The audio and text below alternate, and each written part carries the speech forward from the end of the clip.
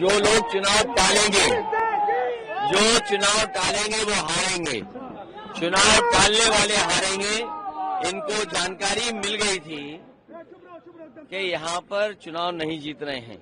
इनके अपने इंटरनल सर्वे में ये हार रहे थे और उसके बाद 13 तारीख जो चुनाव की आई थी, जिसमें अन्य उपचुनाव हो रहे थे, जो लोग छुट्टी पे आए थे, जो लोग बाहर रह रहे थे, वो त्योहारों पे छुट्टी पे आए थे और वो मन बना लिए थे कि 13 तारीख को भारतीय जनता पार्टी को हरा करके वापस जाएंगे काम पर रोजगार को लेकर के।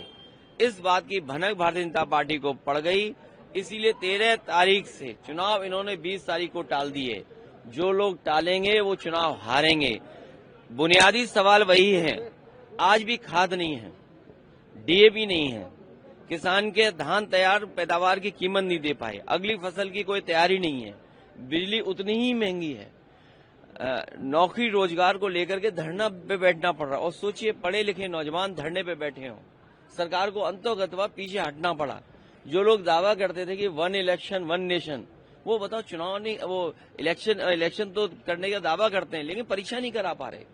और वहीं अगर आपको याद हो, इन्होंने दावा किया था रिकॉर्ड परीक्षा कराएंगे। रिकॉर्ड जो रिकॉर्ड परीक्षा हुई थी उसमें 30% बच्चों की परीक्षा छूट गई थी, क्वेश्चन पेपर उनके झूठे आए।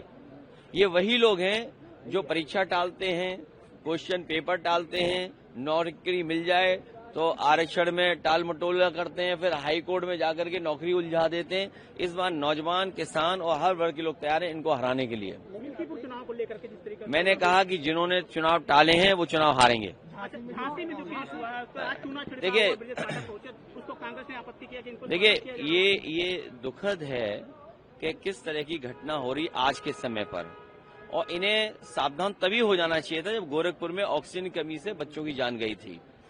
गोरखपुर की घटना हो या समय समय पे जो अस्पतालों से हम लोगों को जानकारी और सूचना मिलती है, जब कभी भी निरीक्षण पे जाते हैं या औचक निरीक्षण करते हैं तो पूरा इंतजाम सही सलामत मिलता है। लेकिन जैसे ही अधिकारी और मंत्री हटते हैं, अस्पताल वैसे के वैसे। यहाँ भी मेडिकल कॉलेज समाजवादी सरकार ने बनाए। क्या सरकार ने पर्याप्त बजट दिया था, पर्याप्त सेफ्टी के इंतजाम किए थे? और उसी का परिणाम यह है कि बजट न मिलना नंबर 1, नंबर 2, वहां पर जो स्टाफ है, जो संबंधित अधिकारी हैं, वो लापरवाही किए हैं। ये लापरवाही और सरकार की नजरअंदाजी की वजह से 10 बच्चों की जान गई है और इतना बड़ा नुकसान हुआ है। मुख्यमंत्री योगी आदित्यनाथ का 1906 में जिस तरीके अलीगढ़ में मुस्लिम लीग की स्थापना हुई थी, भारत का विभाजन करा है, लेकिन वही काम आज समाजवादी पार्टी कर रही है मुस्लिम लीग की। देखिए, हमारे मुख्यमंत्री जी पहले थोड़ा बहुत डरे हुए लग रहे थे, अब जैसे जैसे बाई इलेक्शन करीब आ गया वो थोड़ा हिले हुए दिखाई दे रहे हैं, क्योंकि जनता उनके खिलाफ खड़ी है। जो ये भाषा इस्तेमाल हो रही है, ये अंग्रेजों की कभी भाषा थी, लोगों को बांट करके राज करने की, डिवाइड एंड रूल का नारा। वही लोग इस तरह का नारा दे रहे हैं, वही इस तरह की भाव रख रहे हैं, भावना रख रहे हैं। हमें तो उम्मीद उनसे अच्छे विचारों की है।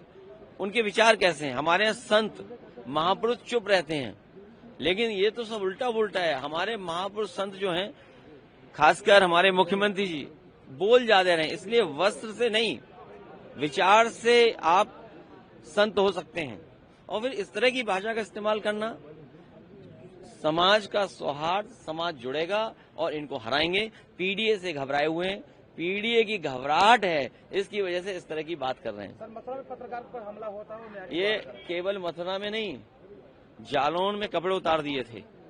और मैं नहीं जानता, मुझे नहीं कहना चाहिए, आप में से भी बहुत सारे लोग सब वो ही हैं जो समाजवादी का समर्थन करते हैं। अगर सरकार के खिलाफ न्यूज चला दो तो कभी एसओ का फोन आता होगा, कभी कोई बड़े अधिकारियों का फोन आता होगा। इसलिए भी आप सावधान रह करके हमारी मदद करिए।